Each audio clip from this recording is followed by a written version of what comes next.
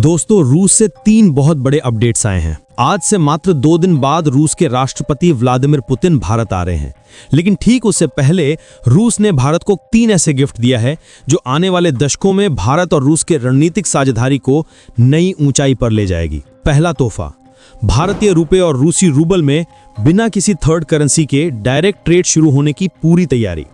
दूसरा, भारतीयों के लिए रूस में वीजा फ्री एंट्री का रास्ता लगभग साफ।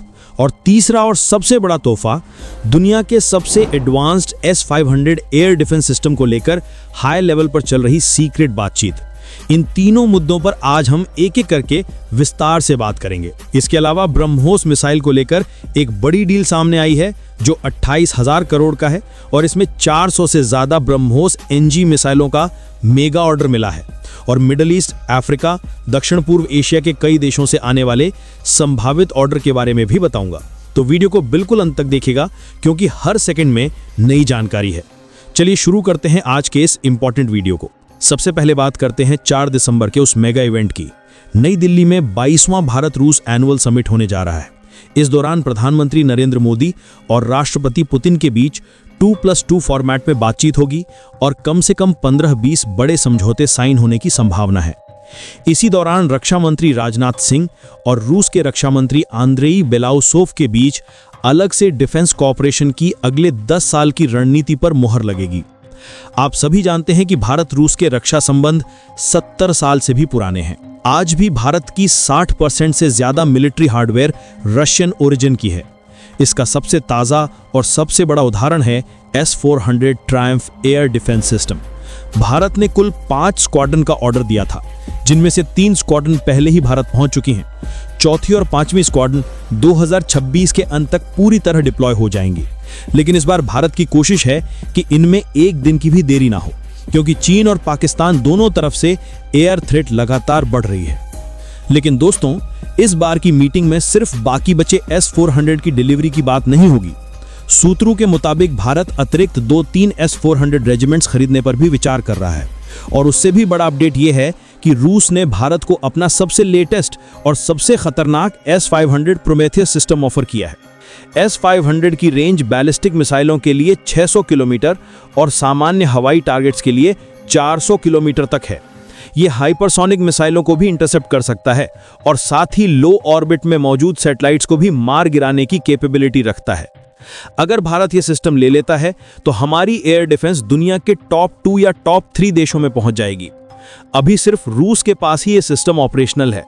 भारत ने S-400 को कोड नेम सुदर्शन चक्र दिया है और हाल के बालाकोट के बाद के अभ्यासों में इसने कमाल का परफॉर्मेंस दिखाया है।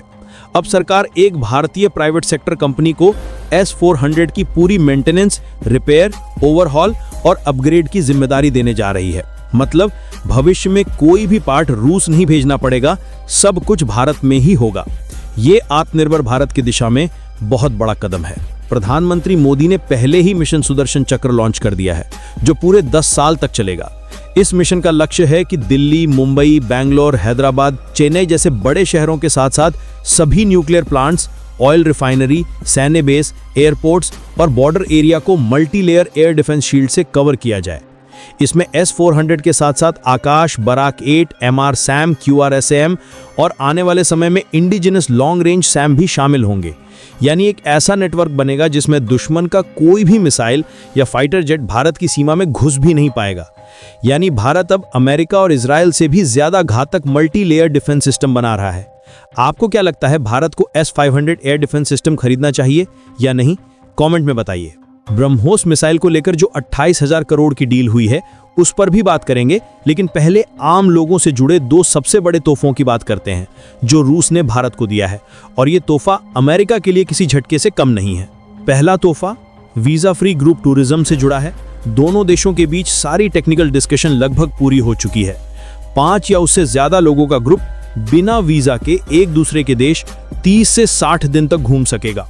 इससे भारतीयों को रूस के Siberia, lake Baikal, Moscow, saint Petersburg जैसे खूबसूरत जगहों को देखने का मौका बहुत आसानी से मिलेगा और रूसी टूरिस्ट भारत के गोवा, केरल, राजस्थान, हिमाचल को और ज्यादा एक्सप्लोर कर पाएंगे। ये अमेरिका के लिए झटका इसलिए है क्योंकि एक तरफ रूस भारत को फ्री वीजा का ऑफर दे रहा है, तो वहीं दूसरी तरफ रिसेंटली ट्रंप ने एक विवादास्पद बयान दिया और कहा कि थर्ड वर्ल्ड कंट्रीज से होने वाली इमिग्रेशन को मैं पूरी तरह से बंद कर दूंगा। ये बहुत ही बड़ा स्टेटमेंट है क्योंकि थर्ड वर्ल्ड कंट्रीज में सिर्फ अफगानिस्तान, पाकिस्तान, बलोच जैसा अस्थिर देश ही नहीं बल्कि भारत, ब्राजील, नेपाल, भूटान, श्रीलंका समेत और भी कई देश आता है, जो आप इस मैप में देख सकते हैं। ट्रंप ने यह स्टेटमेंट 26 नवंबर को अमेरिका में हुए एक बहुत ही दुखद घटना के बाद दिया था। दरअसल एक अफगानी नागरिक ने अचानक 26 नवंबर को फायरिंग करना शुरू कर दिया, जिसमें 2 अमेरिकी महिलाओं की मौत हो गई।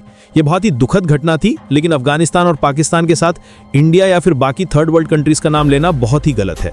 खैर, हम लोग अपने टॉपिक पर लौटते हैं और बात करते हैं दूसरे बड़े तोहफे की, यानी रुपे कार्ड और रूस के मीर पेमेंट सिस्टम का पूरा इंटीग्रेशन। पश्चिमी सैंक्शंस के बाद रूस में वीजा, मास्टर कार्ड बंद हो गए, सिर्फ मीर कार्ड चलता है। अब जल्द ही भारतीय टूरिस्ट रूस में अपना रुपे कार्ड स्वाइप कर सकेंगे। एटीएम से कैश निकालना, मेट्रो का ticket, hotel booking, restaurant bill, shopping mall, सब कुछ। ठीक वैसे ही रूसी टूरिस्ट भारत में मीर कार्ड से पेमेंट कर पाएंगे। इससे न सिर्फ टूरिज्म को बूस्ट मिलेगा बल्कि छोटे बड़े व्यापारियों को भी बहुत फायदा होगा। डॉलर की जरूरत खत्म, international transaction fees zero, payment block होने की टेंशन भी खत्म हो जाएगी। ये कदम भारत रूस को वेस्टर्न फाइनेंशियल सिस्टम से पूरी तरह आजाद करने की दिशा में मील का पत्थर साबित होगा। अब आते हैं सबसे हॉट टॉपिक, यानी ब्रह्मोस पर। भारतीय वायुसेना ने BrahMos next generation NG missile की कुल 400 प्लस यूनिट्स खरीदने का अंतिम कमिटमेंट दे दिया है। इसकी कुल वैल्यू करीब 28 से 30 हजार करोड़ रुपए के आसपास है। ब्रह्मोस एरोस्पेस के chief general manager doctor Praveen Pathak ने खुद इसकी पुष्टि की है। ब्रह्मोस एनजी मौजूदा ब्रह्मोस से लगभग 50% हल्की और आधी लंबाई की होगी। वजन सिर्फ 1.5 टन के आसपास है और लंबाई 6 मीटर है। इस वजह से यह तेजस मार्क 1A जैसे लाइट कॉम्बैट एयरक्राफ्ट पर भी आसानी से फिट हो जाएगी। एक तेजस 2 मिसाइलें ले जा सकेगा। रफेल पर 3 और सुखोई 30 MKI पर 4-5 मिसाइलें लग सकेंगी। मिसाइलों की स्पीड रहेगी मैक्स 7 से ऊपर, जिससे रडार क्रॉस सेक्शन बहुत कम हो जाएगा, यानी दुश्मन के रडार पर मुश्किल से दिखेगी। वैसे भी पाकिस्तान जिन Chinese air defence system HQ-9 का इस्तेमाल करता है, वो तो वैसे भी इनको इंटरसेप्ट नहीं कर सकता है, और ये हमने ऑपरेशन सिंदूर के दौरान भी देखा था। खैर, इसका ट्रायल 2026 के मिड से शुरू होंगे और 2028 तक यूजर ट्रायल पूरा हो जाएगा, जिसके बाद 2029-30 से बड़े पैमाने पर इंडक्शन शुरू हो जाएगा। लखनऊ में नया ब्रह्मोस प्लांट बनकर तैयार हो चुका है, जिसकी सालाना कैपेसिटी 100 से 150 मिसाइलें बनाने की है। यानी भारत अपनी सारी जरूरत खुद पूरी करेगा और बाकी दुनिया को एक्सपोर्ट करेगा। एक्सपोर्ट की बात करें तो फिलीपींस ने पहले ही ब्रह्मोस की 3 बैटरी खरीद लिया है। Vietnam, Indonesia, Malaysia, UAE, Saudi Arabia, Argentina, Brazil, दक्षिण अफ्रीका, सभी देशों से बात चल रही है।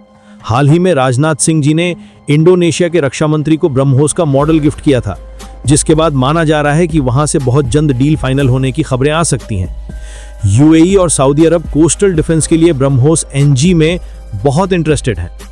आत्मनिर्भर भारत के तहत पिछले 8 साल में हमारा डिफेंस एक्सपोर्ट 21 गुना बढ़ चुका है और ब्रह्मोस इसका सबसे चमकता हुआ सितारा है। तो दोस्तों, पुतिन का ये 4 दिसंबर का दौरा सिर्फ एक विजिट नहीं, बल्कि भारत रूस रिलेशनशिप का नया गोल्डन चैप्टर शुरू करने वाला है। रक्षा, अर्थव्यवस्था, टेक्नोलॉजी, टूरिज्म, पेमेंट सिस्टम, हर फ्रंट पर बड़े बड़े फैसले होने वाले हैं। वहीं दूसरी तरफ भारत अपने मिसाइल क्षमता को और भी घातक बना रहा है और एक साथ 400 ब्रह्मोस NG मिसाइलों की खरीद यही दिखाती है। उम्मीद है आपको ये पूरा डिटेल्ड अपडेट बहुत पसंद आया होगा।